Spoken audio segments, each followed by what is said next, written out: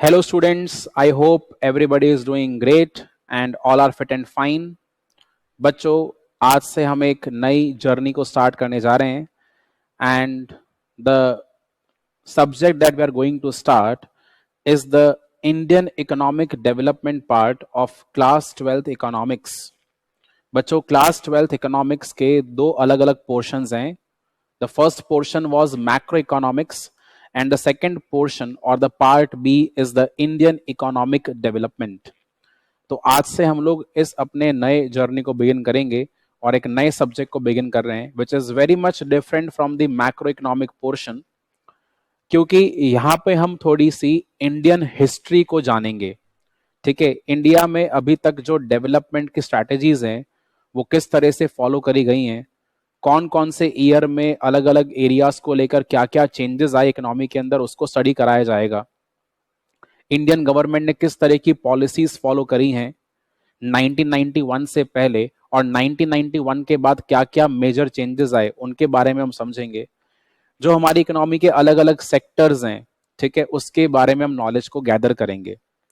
तो बहुत ही interesting journey रहने वाली है with regard to the Indian economic development. But what I want from all of you, what I want from all of you is the regular concentration on this particular subject. Now, why am I demanding a regular concentration or focus over this subject is because of the fact that this is completely theoretical.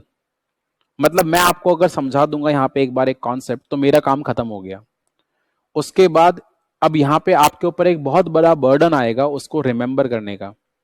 आपको याद करनी पड़ेंगी चीजें and आपको बिल्कुल यहाँ पे आप मान के चलिए कुछ चीजें ऐसी होंगी जो आपको वर्ड बाय वर्ड लर्न करनी पड़ेंगी, क्योंकि यहाँ पे हमें बहुत सारा डेटा, फिगर्स, फैक्ट्स को लर्न करना पड़ेगा. फॉर एग्जाम्पल, अगर क्वेश्चन आता है कि भाई कौन से ईयर के अंदर हमने इस पर्टिकुलर पॉलिसी को अडॉप्ट किया था, तो आपको वो ईयर बिल्कुल लर्न होना चाहिए. कौन से पर्टिकुलर ईयर में कौन सा प्लान अडॉप्ट किया था, तो प्लान आपको लर्न होना चाहिए. तो यहाँ पे जो लर्निंग है वो काफी ज्यादा है. ठीक है, अंडरस्टैंडिंग तो डेवलप हो जाएगी, वो तो मेरा काम है, ठीक है ना, अंडरस्टैंडिंग में डेवलप करा दूंगा. बट जो बच्चों लर्निंग वाला एरिया है उसका बर्डन जो है वो आपके ऊपर आएगा. जब तक आप यहाँ पे चीजों को याद नहीं करेंगे तो डेफिनेटली आप डिफिकल्टी फेस करेंगे. अब चीजों को याद कैसे करना है उसके लिए ऑब्वियस सी बात है, हमें एक स्टडी मटेरियल चाहिए. So which kind of book are we going to refer in our classes? So I'll be referring the book called TR Jain VK Ori. बच्चों, मेरे पास यहाँ पे एक ई फॉर्मेट के अंदर बुक अवेलेबल है. ऑफ कोर्स आपके पास में फिजिकल फॉर्मेट के अंदर बुक अवेलेबल होगी. So Indian economic development by the two renowned authors TR Jain and VK ओरी. मैं इसको सबसे अच्छी किताब मानता हूँ इस पर्टिकुलर सब्जेक्ट के लिए. पहली बात तो जो बुक है वो कंप्लीटली कलरफुल है, तो इसका फायदा क्या होता है कि आपको जो टेक्स्ट है वो बोरिंग नहीं लगेगा. हालांकि मेरे पास एनसीईआरटी भी अवेलेबल है, बट मैं एनसीईआरटी से नहीं पढ़ाऊंगा. अगर मुझे इस बुक के अंदर कुछ ऐसा फीलिंग आता है कि इसमें कुछ एनसीईआरटी में ज्यादा गिवन है और वो इसमें अवेलेबल नहीं है, तो मैं आपको वो एक्स्ट्रा पोर्शन लिखवा दूंगा. हाँ, जो भी मैं आपको इस किताब से पढ़ाने वाला हूं वो डेफिनेटली एनसीईआरटी के रेफरेंस से ही होगा. तो एनसीईआरटी में अगर कोई चीज नहीं है बट यहाँ पे एक्स्ट्रा गिवन है तो हम उसे नहीं कवर अप करेंगे. यानी जो चीज आपको मैं नहीं पढ़ाता या जो चीज मैं आपको यहाँ से मार्क नहीं करवाऊंगा, इसका मतलब आपको ये समझना है कि वो एनसीईआरटी के अंदर नहीं है, इसलिए यहाँ पे सर ने मार्क नहीं करवाया. और जो चीज मैंने मार्क करवाई है या जो मैंने आपको एक्स्ट्रा नोटिंग करवाई है, तो आपको ये मान के चलना है कि क्योंकि ये बात एनसीईआरटी में लिखी होगी इसलिए हमें सर ने यहाँ पे लिखवाई है. ठीक है, तो जिनके पास में ये बुक नहीं है, पहला काम तो ये होगा आप इस बुक को परचेज करें. TR Jain VK Ori from the VK Publications, a very good book for your Indian economic development studies. ठीक है, कलरफुल है, याद करने में आपको मजा आ जाएगा. ठीक है, तो पहली तो किताब की बात हो गई. अब जरा बच्चों अपन एक बार क्या करेंगे, हमारे कंटेंट्स को डिस्कस कर लेते हैं. एक बार मैं आपको इसका सिलेबस दिखा देता हूं. Indian economic development, macro economic का सिलेबस सबको मालूम है, वो आपने देखा हुआ ही है. जो सिलेबस इंडियन इकोनॉमिक डेवलपमेंट का है, अगर आप देखें तो यहाँ पे 3 अलग अलग यूनिट्स हैं. बच्चों, इंडियन इकोनॉमिक डेवलपमेंट में 3 अलग अलग यूनिट्स हैं. कौन कौन सी हैं? सबसे पहले यूनिट नंबर 6 है. नंबर 6 क्यों है? क्योंकि 5 यूनिट्स जो है वो हमने मैक्रो में ऑलरेडी कवर कर ली हैं.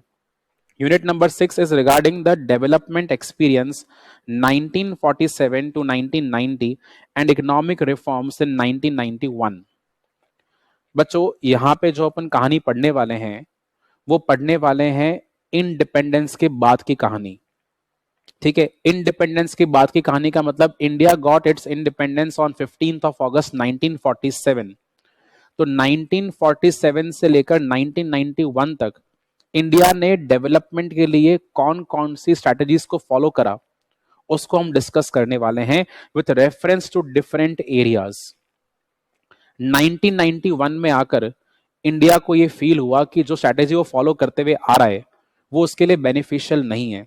कितने सालों के बाद मालूम चली बात, आप समझो। 1947 में इंडिया गॉट इट्स इंडिपेंडेंस, 1991 में उसको रियलाइज हुआ कि भाई हम जो काम करते हुए आ रहे हैं वो कुछ गलत है। यानी 40 से ज्यादा 40 से ज्यादा साल के बाद में आपको ये महसूस हो रहा है कि आप कुछ काम गलत कर रहे हो। ठीक है, तो आपने अपनी पॉलिसी को चेंज करा। जो पॉलिसी हमने चेंज करके अडॉप्ट करी वो 1991 के अंदर अडॉप्ट करी। तो 1991 के अंदर हमने कौन सी नई पॉलिसी को अडॉप्ट करा, ये सब कुछ मिलाकर हमारा चैप्टर का मतलब जो हमारा सब्जेक्ट है उसका पहला एरिया है। ठीक है ना, development experience and the economic reform since 1991। इसका अगर आप टोटल वेटेज देखें बच्चों तो ओनली 12 मार्क्स का वेटेज है। एग्जामिनेशन में ओनली 12 मार्क्स का वेटेज है with regard to the development experience from 1947 to 1990 and the economic reform since 1991 carries a weightage of only and only 12 marks. और अगर मैं आपको इस 12 मार्क्स के लिए कवरेज बताऊं कि हमें क्या क्या पढ़ना पड़ेगा तो जरा यहाँ पे ध्यान देना, मैं आपको समझा कंटेंट्स क्या क्या हैं। सबसे पहला है Indian economy on the eve of independence. तो यहाँ पे हम डिस्कशन करने वाले हैं कि जब इंडिपेंडेंस मिलने वाला ही था, when India was not independent, मतलब इंडिपेंडेंस से पहले की बात कर रहे हैं, बिफोर 15 अगस्त 1947 इंडिया में जो अलग अलग सेक्टर्स है उनका स्टेटस क्या था, हम उसको यहाँ पे डिस्कस करेंगे। So Indian economy on the eve of independence will discuss in the first chapter कि एग्रीकल्चर सेक्टर की कैसे हालत थे। ठीक है ना, क्या प्रॉब्लम्स थी, इंडस्ट्रीज किस तरह से फंक्शन कर रही थी, हमारा फॉरेन ट्रेड कैसे फंक्शन कर रहा था। ठीक है, हमारी डेमोग्राफिक प्रोफाइल क्या थी, ये सब चीजों को हम डिस्कस करेंगे in the first chapter Indian economy on the eve of independence. So when the Britishers were ruling India, so how was the Indian economies condition, ये बातें अपन डिस्कस करेंगे इस चैप्टर के अंदर। फिर आजादी मिलने के बाद में इंडिया ने किस तरह की प्लानिंग का स्ट्रक्चर फॉलो करा वो हम पढ़ेंगे सेकंड चैप्टर के अंदर, that is the 5 year planning in India goals and achievements. उसके बाद में चैप्टर नंबर 3, 4 एंड 5 के अंदर हम लोग उन अलग अलग एरियाज को डिस्कस करेंगे जो हमने चैप्टर नंबर 1 के अंदर ऑलरेडी कवर कर लिए थे।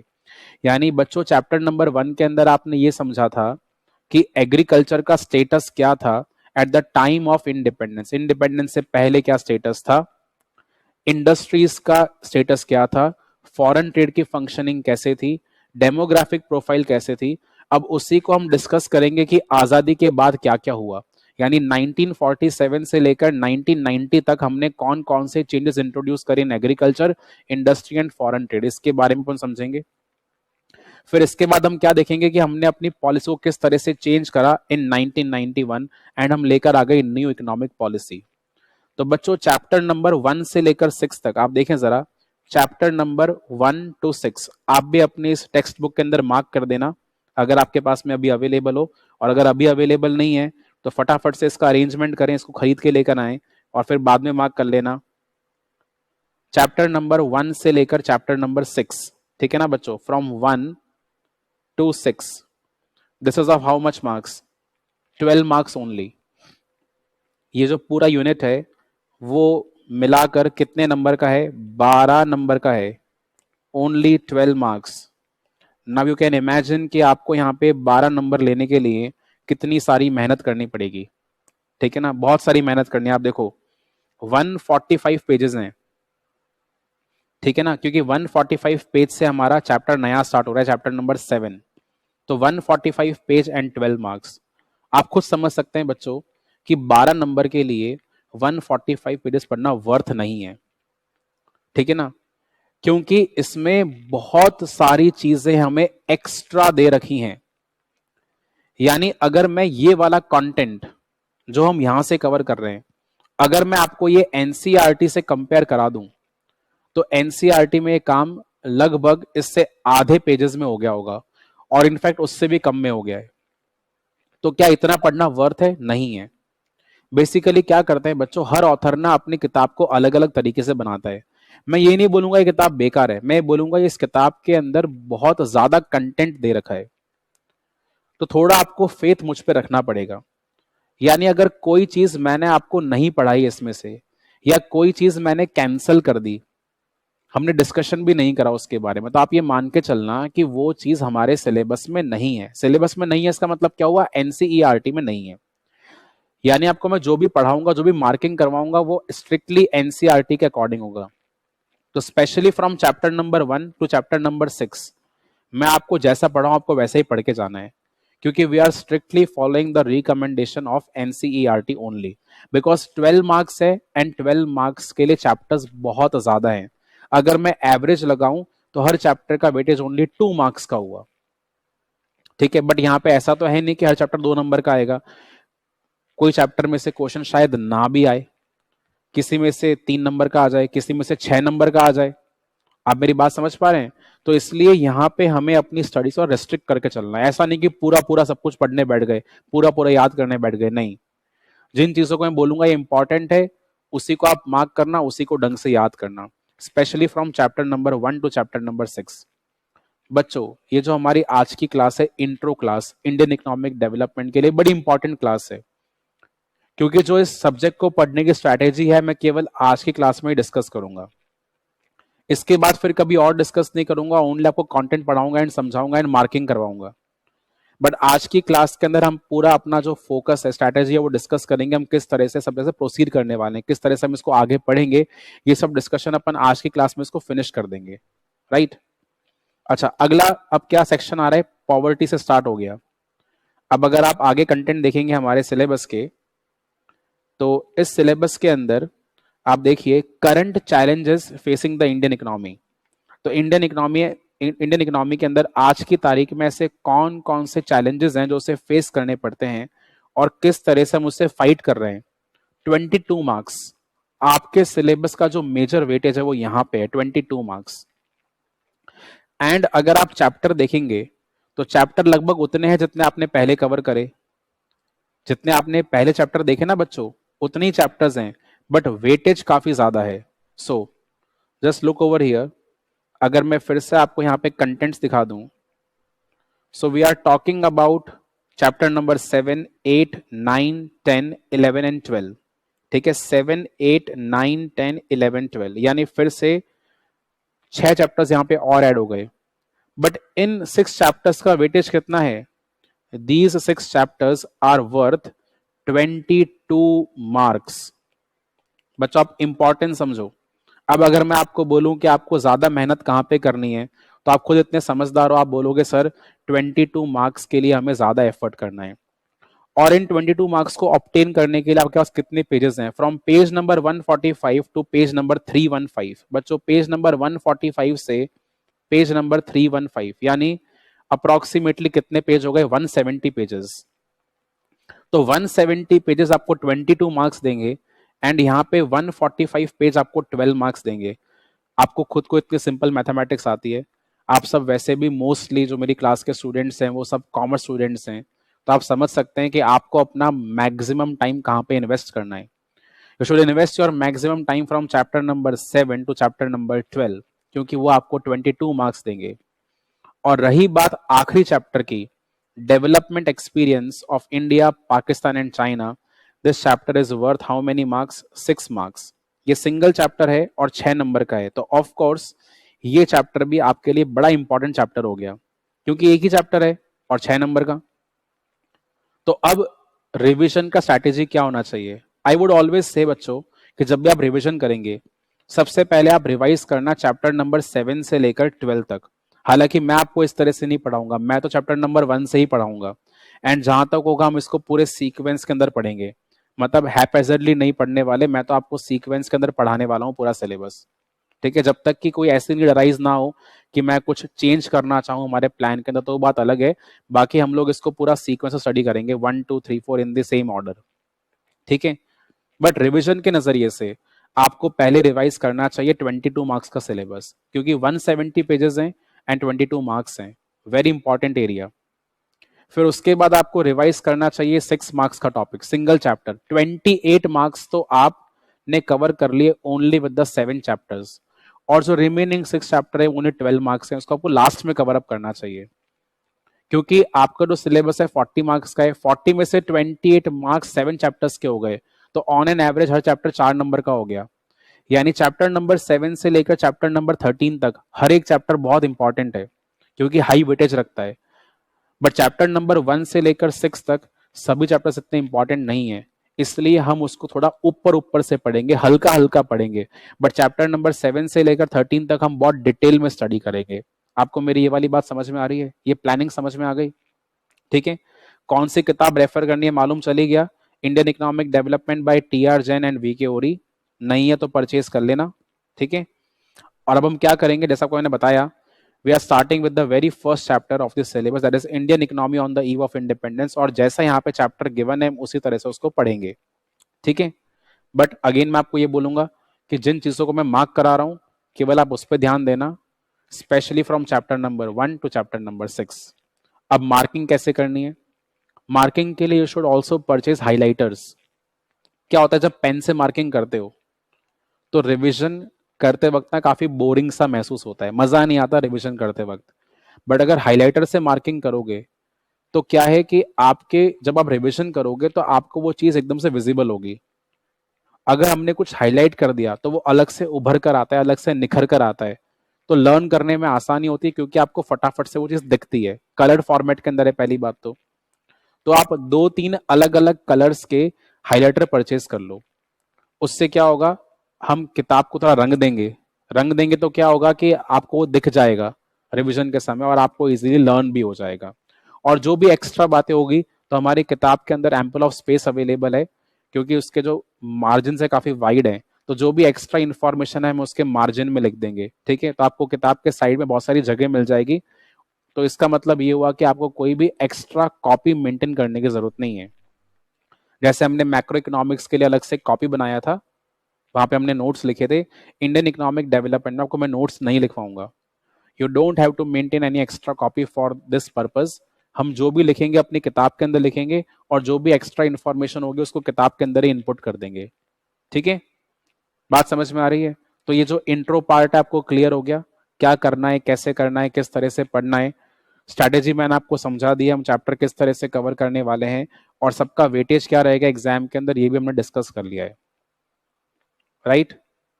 चलिए तो अब स्टार्ट करते हैं हमारे फर्स्ट चैप्टर के साथ में, that is Indian economy on the eve of independence. So what are we going to talk about in this particular chapter? तो यहाँ पे आप देखें चैप्टर के स्टार्टिंग में कुछ यहाँ पे ऑब्जेक्टिव्स गिवन है कि हमें इस चैप्टर में क्या क्या बातें पढ़नी है, to do. The first is the colonial exploitation of the Indian economy under the British rule. Second यहाँ पे लिखा है features of Indian economy on the eve of independence. Independence के वक्त इंडियन इकोनॉमी के फीचर्स क्या क्या थे, ठीक है। What was the status of Indian economy. फिर उस समय पर एग्रीकल्चर का स्टेटस क्या था, इंडस्ट्री का स्टेटस क्या था, फॉरेन ट्रेड का स्टेटस क्या था, डेमोग्राफिक प्रोफाइल क्या थी, लोगों का ऑक्यूपेशन का स्ट्रक्चर क्या था, कौन कौन सी जॉब के अंदर एंगेज थे, और इंफ्रास्ट्रक्चर कैसा था। अब बच्चों अगर आप देखें तो जो टॉपिक्स अपन यहां पे कवर करने वाले हैं कौन कौन से, agriculture, industry, foreign trade, demographic profile, occupation, infrastructure, बच्चों यही सब चीजें अपन आगे जाके भी कवर करेंगे। यानी अभी जो हम नॉलेज ले रहे हैं, we are taking the knowledge about before independence. Independence से पहले इन अलग अलग सेक्टर्स के क्या हालात थे। आगे हम क्या पढ़ेंगे, chapter number 2 and onwards will try to understand कि इंडिपेंडेंस के बाद इसमें क्या इंप्रूवमेंट आया या नहीं आया। For example if I talk about the agriculture, तो एग्रीकल्चर इंडिपेंडेंस से पहले कैसा था वो चैप्टर नंबर 1 के अंदर पढ़ लिया जाएगा। इंडिपेंडेंस के बाद क्या हुआ वो अपन कहां पढ़ेंगे, देखना यहाँ पे बच्चों। इंडिपेंडेंस के बाद क्या हुआ एग्रीकल्चर का, उसको हम पढ़ेंगे यहाँ पे चैप्टर नंबर 3 के अंदर, features, problems and policy of agriculture, ठीक है। आगे और देखना, नेक्स्ट हमारे यहाँ पे टॉपिक क्या है, इंडस्ट्रीज। तो इंडस्ट्री का स्टेटस पहले क्या था वो अपन कहां पढ़ लेंगे, इस चैप्टर के अंदर, और इंडस्ट्री का स्टेटस बाद में क्या हुआ वो हम पढ़ेंगे चैप्टर नंबर 4 के अंदर, यानी इंडिपेंडेंस के बाद में क्या हुआ। इन अ सिमिलर वे इंडस्ट्रीज के बाद यहां पे आगे क्या लिखा हुआ है, फॉरेन ट्रेड। तो फॉरेन ट्रेड का स्ट्रक्चर इंडिपेंडेंस से पहले क्या था और इंडिपेंडेंस के बाद में क्या हुआ वो अपन कहां पढ़ने वाले हैं, in chapter number 5 India's foreign trade. उसके बाद जरा आगे समझें, आगे बच्चों एक टर्म लिखा हुआ है डेमोग्राफिक प्रोफाइल। डेमोग्राफिक प्रोफाइल इसका मतलब कि आपका पॉपुलेशन जो है वो किस तरह का है, उसका क्वालिटी ऑफ लाइफ क्या है, ठीक है ना, पॉपुलेशन में पॉवर्टी ज्यादा है या नहीं है, उनका स्टेटस क्या है, उनकी लाइफ एक्सपेक्टेंसी क्या है, बीमारियां हैं या नहीं है। तो ये जो डेमोग्राफिक प्रोफाइल है ये पहले क्या थी और आगे कैसी हो गई, ये आप कहां कहां पढ़ने वाले हो। आगे जाके ह्यूमन कैपिटल फॉर्मेशन का चैप्टर आएगा, ठीक है, इंफ्रास्ट्रक्चर का चैप्टर आएगा। इन सब चीजों के अंदर आप पढ़ेंगे डेमोग्राफिक प्रोफाइल के बारे में आगे जाकर। आगे और देखें जरा, इसके बाद क्या है, डेमोग्राफिक प्रोफाइल के बाद में you are given with occupational structure, कि कहां कहां पे कौन कौन सी एक्टिविटीज में लोग एंगेज्ड हैं, कितना रोजगार है, कितना बेरोजगारी है। तो इसके बारे में भी आगे एक चैप्टर आएगा, आप देख सकते हैं chapter number 10 employment and unemployment, ठीक है। एंड जो लास्ट पार्ट है इस चैप्टर का वो है इंफ्रास्ट्रक्चर। इंफ्रास्ट्रक्चर पहले कैसा था और इंफ्रास्ट्रक्चर आगे जाके कैसा हुआ। तो इंफ्रास्ट्रक्चर आगे जाके कैसा हुआ वो है टॉपिक नंबर 11।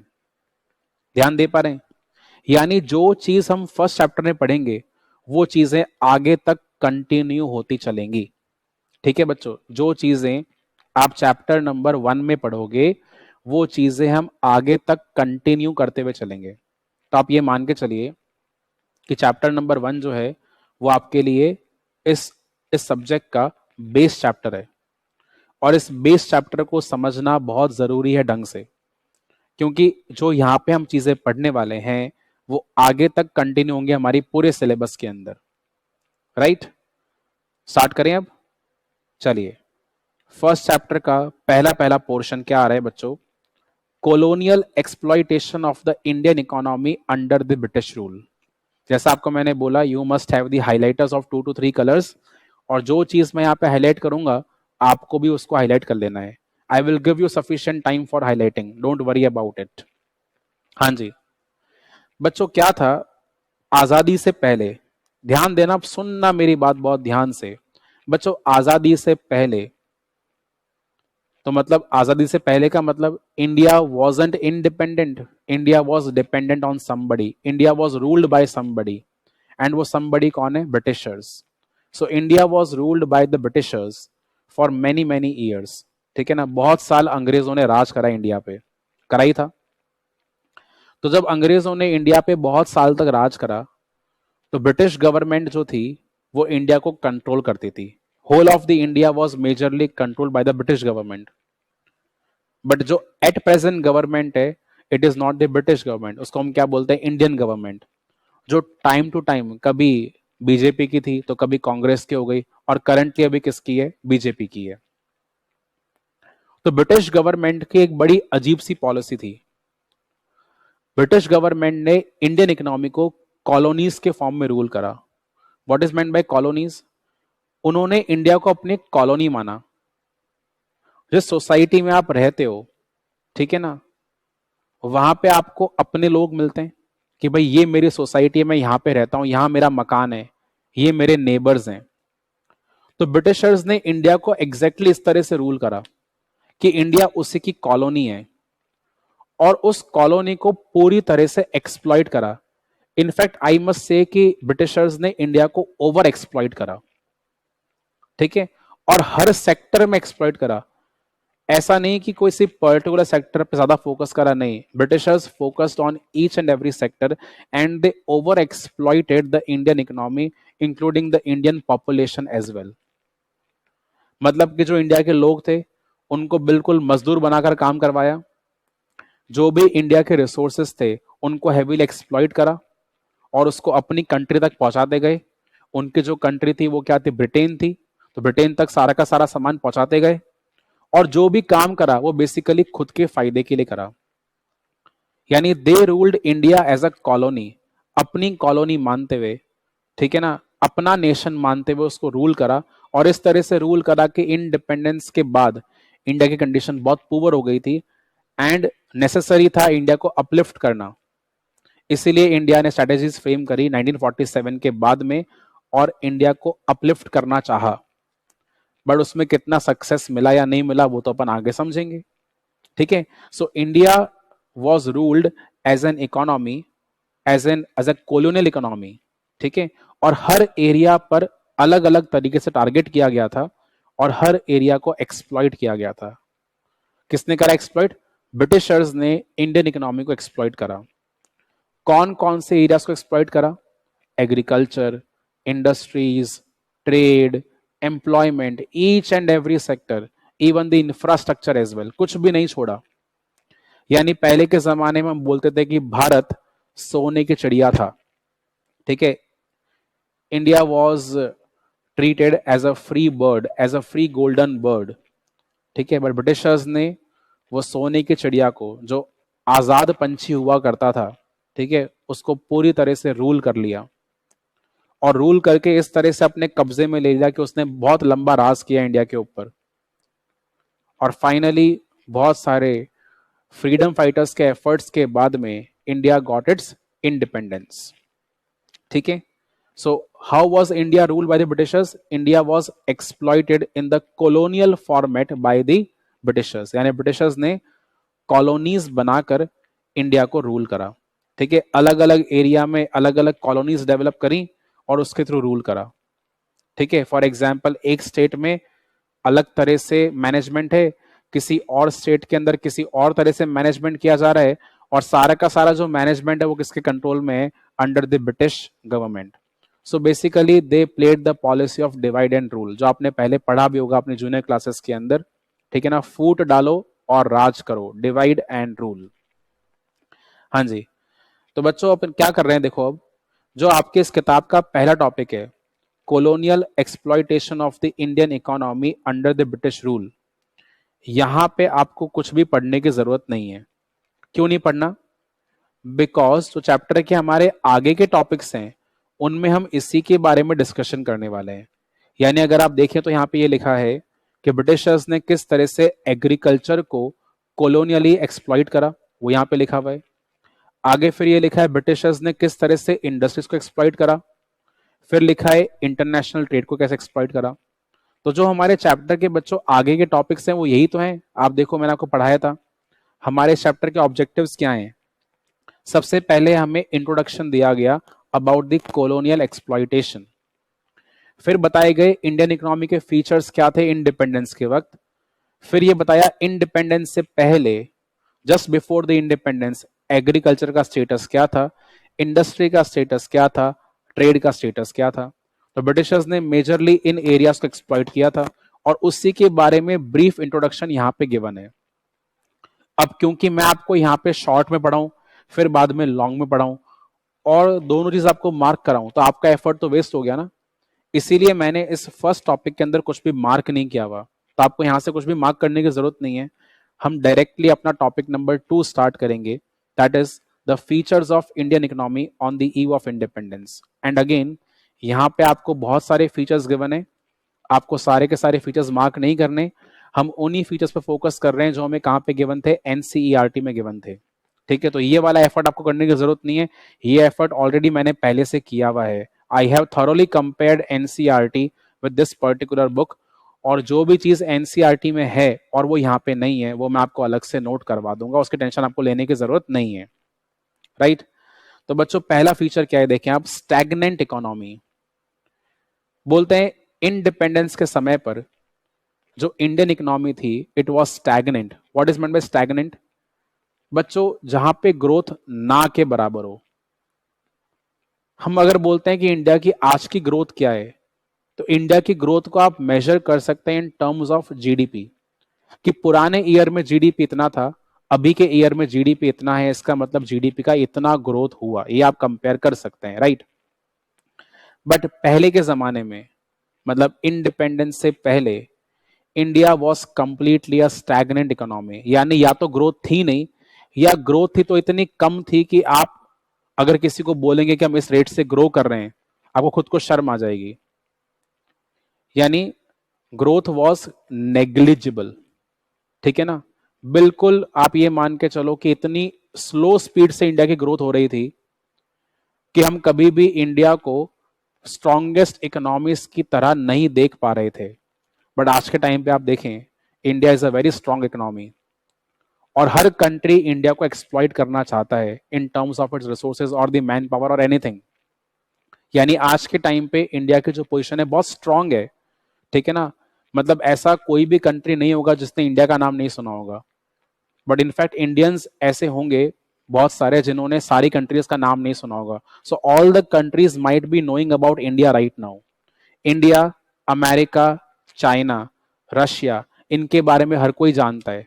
जापान, इनके बारे में हर कोई जानता है। क्यों? क्योंकि these are the fast developing economies, और इसमें बहुत सारी इकोनॉमीज फुली डेवलप्ड भी हैं। बट बहुत सारी कंट्रीज ऐसी भी हैं, बहुत सारी इकोनॉमी ऐसी जिनके बारे में सुना ही नहीं है, हम जानते ही नहीं उनके बारे में। क्यों? इतनी पॉपुलर नहीं है। So India is one of the most popular Nations right now in today's era. पहले के जमाने में Indian economy very very stagnant, यानी ग्रोथ स्पीड से नहीं होती थी, ठीक है ना। ग्रोथ बहुत ही स्लो थी, या बिल्कुल ना के बराबर थी, ग्रोथ थी ही नहीं। तो क्या लिखा है यहाँ पे?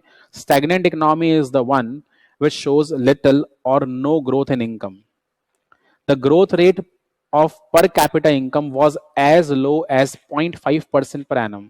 बच्चों देखो जरा कितना पुअर ग्रोथ रेट था, जस्ट 0.5% पर एनम। आप बोलेंगे सर ये फिगर कहां से आया होगा? किसी ना किसी ने इसका एस्टिमेट तो लगाया होगा इस फिगर का। बच्चों बिल्कुल, वैसे तो ब्रिटिशर्स ने बिल्कुल भी मेहनत नहीं करी इंडियन इकोनॉमी की ग्रोथ को मेजर करने के लिए, बट कुछ इंडियन फिलोसोफर्स थे और इंडियन इकोनॉमिस्ट थे जिन्होंने हेल्प करी इंडिया की नेशनल इनकम को एस्टिमेट करने के लिए और इंडिया की जीडीपी को एस्टिमेट करने के लिए। उनमें से किन किन लोगों ने मेहनत करी जरा हम देखें। यहाँ पे कुछ नाम गिवन है, ये अलग से एक पेज पर गिवन है, हम आगे जाके इसको मार्क कर लेंगे, बट मैं आपको पहले से बता रहा हूं किन किन लोगों ने एफर्ट करा था। Notable economist who estimated India's national and per capita income, इनका नाम क्या क्या है? Dadabhai Naoroji, William Digby, Findlay Shirras, V K R V Rao and R C Desai. बच्चों इन लोगों ने, इन इकोनॉमिस्ट ने इंडियन इकोनॉमी की नेशनल इनकम को एस्टिमेट किया था। और क्या मालूम चला? During the first half of the 20th century, 20th century का पहला हाफ, एक सेंचुरी का मतलब कितना? 100 साल। तो स्टार्टिंग के 50 साल 20th सेंचुरी के अंदर जो इंडिया की नेशनल इनकम है और जो पर कैपिटा इनकम है उसकी ग्रोथ रेट क्या थी? Only 2% and 0.5%। यानी इंडिया की नेशनल इनकम की growth only 2%, very very less. और इंडिया की जो पर कैपिटा इनकम है, व्हाट इज मेंट बाय पर capita income? It is national income divided by the population. यानी जो भी इंडिया की टोटल नेशन इनकम है उसको आप डिवाइड कर दो पॉपुलेशन से, तो आपको मालूम चलेगा पर कैपिटा इनकम कितनी है। तो पर capita income was just 0.5%, and the growth rate of national income was just 2%। ठीक है, तो बहुत सारे लोगों ने, बहुत सारे इंडियन इकोनॉमिस्ट ने एस्टिमेट करा था किस चीज को? नेशनल इनकम को और पर कैपिटा इनकम को। और मेजॉरिटी ने रिजल्ट्स क्या बताए कि इंडिया की नेशनल इनकम की जो ग्रोथ रेट है वो 2% है, और जो पर कैपिटा इनकम की ग्रोथ रेट है वो 0.5% है। ठीक है, हालांकि इसको आप बाद में मार्क कर लेना, मैंने आपको बता दिया कि इसका रेफरेंस है। ऐसा नहीं कि ये 0.5% हमने ऐसे हवा के अंदर बोल दिया, नहीं, 0.5% का कैलकुलेशन किया गया था। तो इंडिया की जो पर कैपिटा इनकम ग्रोथ है that was as low as 0.5% per annum. पहला पॉइंट समझ में आ गया। So at the time of independence Indian economy was extremely stagnant, यानी ग्रोथ का रेट बहुत धीमा था, ठीक है ना, बहुत धीमी धीमी ग्रोथ थी। Backward economy, Indian economy was completely backward. अगर आप बोले टेक्नोलॉजी, टेक्नोलॉजी नहीं है, इट वाज कंप्लीटली आउटडेटेड। हमारे पास कोई भी मॉडर्न मशीन्स इक्विपमेंट्स नहीं थे। लोगों की इनकम इतनी कम थी कि majority of the people were living below the poverty line. ठीक है, so backward economy is the one in which the per capita income is very very low. जो लोगों की पर कैपिटा इनकम है, यानी पर कैपिटा आप कितना अर्निंग करो, दैट वाज एक्सट्रीमली लो। कितना लो था आपको पढ़ने की जरूरत नहीं है, अभी आगे फर्दर चैप्टर्स में काम आएगा, यहाँ पे इसका कोई भी यूज नहीं है। ठीक है, so per capita income was very low and the bulk of population was very very poor. बच्चों, the bulk of population, majority of the population was very poor without sufficient food, clothing and shelter. यानी कि basic needs भी वो अपनी पूरी नहीं कर पाते थे। एंड अनएम्प्लॉयमेंट वाज रैम्पेंट, यानी majority of the people were unemployed, बेरोजगार थे, कुछ भी काम करने के लिए नहीं था। अब आप समझो, अगर काम करने के लिए नहीं है तो भाई पैसा नहीं है, पैसा नहीं है मतलब ऑब्वियसली बात है गरीबी है, और अगर गरीबी है तो रोटी कपड़ा मकान कुछ भी अवेलेबल नहीं है। और education was a far cry, मतलब एजुकेशन तो बहुत लिमिटेड लोगों के पास में हुआ करती थी। ठीक है, वो आपको आगे जाकर भी मालूम चलेगा। So Indian economy was completely backward economy. Next, agriculture backwardness. ये बैकवर्डनेस अब हम क्या कर रहे हैं, अलग अलग सेक्टर्स के अंदर समझ रहे हैं। बोल रहे हैं India was very much weak from the agriculture point of view. Basically जो इंडिया की मेजोरिटी ऑफ पॉपुलेशन है उसका ऑक्यूपेशन एग्रीकल्चर हुआ करता था। And if you remember, agriculture is called the primary sector of the economy. ये आपने कहां पढ़ा होगा, इन योर बिजनेस स्टडीज, कि इकोनॉमी के 3 अलग अलग सेक्टर होते हैं। वैसे अगर वहां पे नहीं पढ़ा कोई बात नहीं, अब यहां पढ़ लो। 3 अलग अलग सेक्टर्स होते हैं इकोनॉमी के। एक होता है primary, so primary is your agriculture. फिर आता है सेकेंडरी यानी कि इंडस्ट्रीज। फिर होता है टर्शरी यानी कि सर्विस सेक्टर। तो जो एग्रीकल्चर है that is the primary sector, and India में मोस्ट ऑफ द पॉपुलेशन का जो ऑक्यूपेशन दैट वाज एग्रीकल्चर। तो इंडिपेंडेंस के वक्त इंडिया की 72% पॉपुलेशन एग्रीकल्चर में एंगेज थी, यानी उनका मेन फोकस क्या था, एग्रीकल्चर, खेती बाड़ी करना। अब आप समझो, अगर इंडिया की इतनी सारी पॉपुलेशन एग्रीकल्चर में एंगेज्ड है तो उसका कंट्रीब्यूशन इनकम में ज्यादा होना चाहिए या नहीं होना चाहिए, होना चाहिए। But there was a very big contradiction. इतनी ज्यादा पॉपुलेशन एग्रीकल्चर में एंगेज थी, फिर भी उनका जीडीपी कंट्रीब्यूशन यानी भारत की नेशनल इनकम का कंट्रीब्यूशन बहुत कम था। Only how much, only 50%। 72% लोग काम करके ओनली 50% की इनकम जनरेट कर रहे हैं। कितनी गलत बात है ये। इसका मतलब क्या शो होता है, इसका मतलब ये शो होता है कि इंडिया का agriculture was very much backward. Production बहुत कम था, लैंड की फर्टिलिटी बहुत कम थी, प्रॉपर इरिगेशन अवेलेबल नहीं था। ये सब चीजें अभी अपन आगे पढ़ेंगे। ठीक है, industrial backwardness, India was very much backward in terms of industry. हमारे यहाँ पे हैवी इंडस्ट्रीज अवेलेबल नहीं थी, बेसिक नीड्स को पूरा करने के लिए इंडस्ट्री अवेलेबल नहीं थी। हालांकि बाद में इंडस्ट्री को बनाने के लिए बहुत सारे एफर्ट्स लगाए गए, बट इंडिया के अंदर सफिशिएंट इंडस्ट्रीज अवेलेबल नहीं थी जो इंडिया को अपलिफ्ट कर पाए। ठीक है, इंडिया को डेवलप करा पाए, इस तरह की इंडस्ट्रीज अवेलेबल नहीं थी। और वैसे अगर देखा जाए तो आज के जमाने में भी इंडिया के अंदर बहुत सारी इंडस्ट्रीज अवेलेबल नहीं है, बट काफी हद तक इंडिया ने जो अपना इंडस्ट्रियल बेस है काफी स्ट्रॉन्ग कर लिया। ठीक है, अभी के टाइम पे है बट पहले के टाइम पे बिल्कुल भी नहीं था। So India was extremely backward in terms of agriculture and in terms of what, industries. आगे देखें, हैवी डिपेंडेंस ऑन इंपोर्ट्स। अच्छा, अगर आप देख रहे हैं तो मैंने यहाँ पे point number 5 and point number 6 को मार्क ही नहीं करा। क्यों मार्क नहीं करा, क्योंकि हमारे एनसीईआरटी में इन पॉइंट्स का अलग से कोई जिक्र नहीं है। और पहली बात अगर आप देखें तो पॉइंट नंबर 5 है रैम्पेंट पॉवर्टी। पॉवर्टी के बारे में हमने यहाँ पे ऑलरेडी पढ़ लिया। इंडियन इकोनॉमी बैकवर्ड है तो बैकवर्ड क्यों है, क्योंकि पॉवर्टी थी। ठीक है, अनएम्प्लॉयमेंट रैम्पेंट था। और अगर स्टैग्नेंट और बैकवर्ड दोनों है, इसका मतलब क्या, इंफ्रास्ट्रक्चर बहुत वीक है। तो इसलिए मैंने यहाँ पे point number 5 and point number 6 को अलग से मार्क नहीं करा, और ना आपको मार्क करने की जरूरत है। हाँ जी, हैवी डिपेंडेंस ऑन इंपोर्ट्स। बच्चों आप समझो कि अगर आपके पास इंडस्ट्रीज नहीं है तो अगर आपको गुड्स चाहिए तो आप गुड्स कहां से लोगे, ऑफ कोर्स आप फॉरेन कंट्रीज से डिमांड करोगे। तो जो इंडियन इकोनॉमी है वो अपने बेसिक गुड्स के लिए भी इंपोर्ट्स के ऊपर डिपेंडेंट थी। मशीन तो अवेलेबल नहीं थी, तो मशीन अवेलेबल नहीं थी इसलिए मशीन हमें बाहर से इंपोर्ट करनी पड़ती थी। जो प्रोडक्शन के लिए हमें इक्विपमेंट चाहिए होते थे वो भी हमें बाहर से इंपोर्ट करने पड़ते थे। So Indian economy was heavily dependent on what, on the imports. और ये इंपोर्ट कहां से होते थे, अब्रॉड से। यानी जो कंज्यूमर गुड्स हैं the goods used by consumer called the consumption goods, जैसे कि ब्रेड हो गया, बटर हो गया, टीवी, एयर कंडीशनर, ये सब क्या है, कंजम्पशन गुड्स हैं। हालांकि उस टाइम पे ये सब अवेलेबल नहीं थे एयर कंडीशनर। मैं आपको एग्जांपल के बाद बता रहा हूँ what are meant by consumer goods. तो हम लोग इनफैक्ट कंज्यूमर गुड्स को भी बाहर से इंपोर्ट किया करते थे, ठीक है। So our condition was very very poor. आगे अगेन मैंने कुछ पॉइंट्स मार्क नहीं करे। और लास्ट में क्या आ रहा है, colonial economy. So Indian economy was a colony of the British government. It implied exploitation of the Indian economy for the benefit of the British economy. यानी ब्रिटिशर्स ने इंडियन इकोनॉमी को इस कदर रूल करा कि केवल खुद के फायदे के बारे में सोचा, इंडियंस के फायदे के बारे में नहीं सोचा। They exploited India in a colonial format.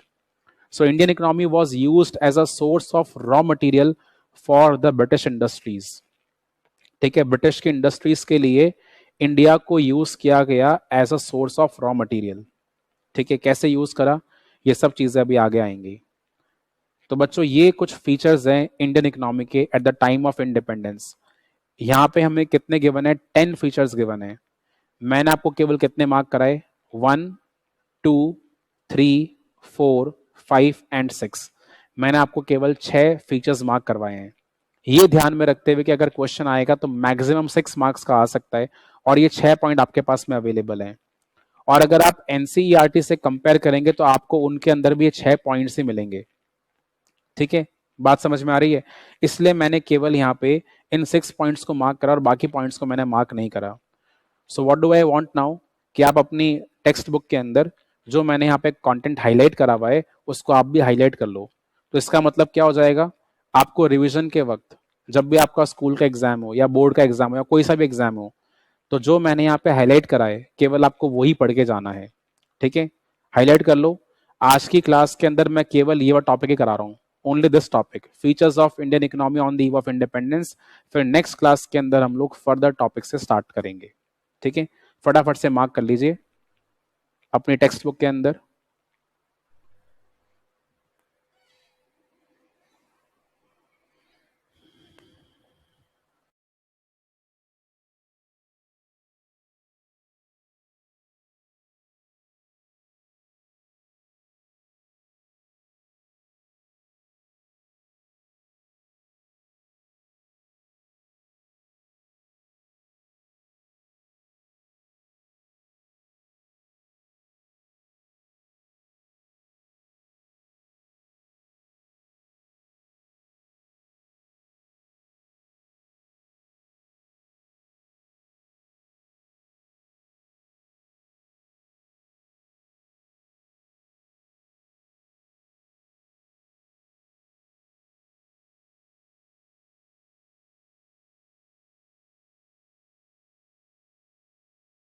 बच्चों हाईलाइट ही करना। कुछ बच्चे मैं देख रहा हूँ पेन से मार्क कर रहे हैं, पेंसिल से मार्क कर रहे हैं। आप अभी तो पेन और पेंसिल यूज कर लोगे, आगे जाके आपको रिवीजन में दिक्कत आएगी। क्योंकि पेन और पेंसिल से आप हाईलाइट नहीं करते, आप उसको अंडरलाइन करते हो। हाईलाइटिंग में अंडरलाइनिंग में बहुत बड़ा डिफरेंस है। अंडरलाइन करा हुआ कंटेंट फटाफट से विजिबल नहीं होता, बट हाईलाइट करा हुआ कंटेंट विजिबल होता है, उभर कर आता है, आपको जल्दी याद होता है। ठीक है ना, ये एक साइकोलॉजी है। इसलिए आपको बोल रहा हूं प्रेफर टू यूज हाइलाइटर्स। ठीक है, और सिंगल कलर का नहीं, कम से कम 2 से 3 कलर के लेकर आओ, ज्यादा कलर के भी लेकर आ सकते हो। कलरफुल होगा तो पढ़ने में मजा आएगा, इंटरेस्ट डेवलप होगा। एंड ये जो अपना सब्जेक्ट है वो कंप्लीटली इंटरेस्ट बेस्ड है। आपको समझ में एक बार में आ जाएगा। देखो जो आज मैंने आपको पढ़ाया, आपको इजीली समझ में आ गया होगा ना, कोई तकलीफ नहीं आई होगी, क्योंकि बहुत सिंपल है। बट इंपॉर्टेंट क्या है, इसको लर्न करना। तो लर्न कैसे करा जाए, मैं आपके उसी के अंदर हेल्प कर रहा हूं यहाँ पे। इस तरीके से आप इसको आसानी से लर्न कर पाओगे।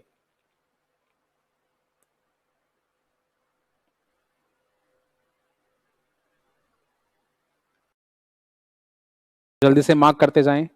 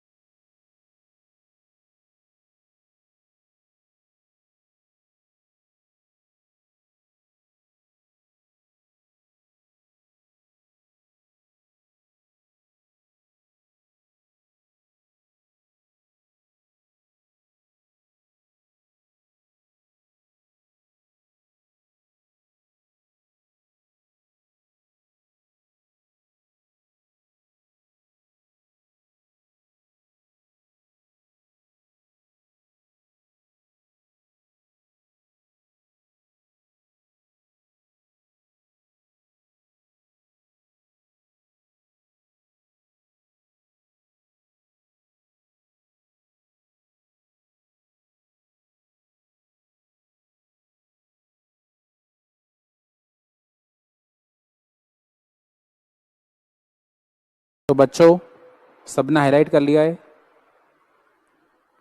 जो भी कंटेंट यहाँ पे टॉपिक नंबर 1 से कनेक्टेड है वो आपने हाईलाइट करा या नहीं करा?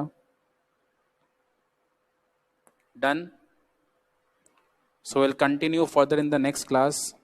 इतना पोर्शन आप रिवाइज करेंगे, ठीक है? रिवीजन करना बड़ा इंपॉर्टेंट है. डेली बेसिस पर रिवीजन करना पड़ेगा आप सबको, तब जाके आपको चीजें लर्न होंगी, वरना आप भूल जाएंगे बहुत जल्दी. Right? So see you all in the next class.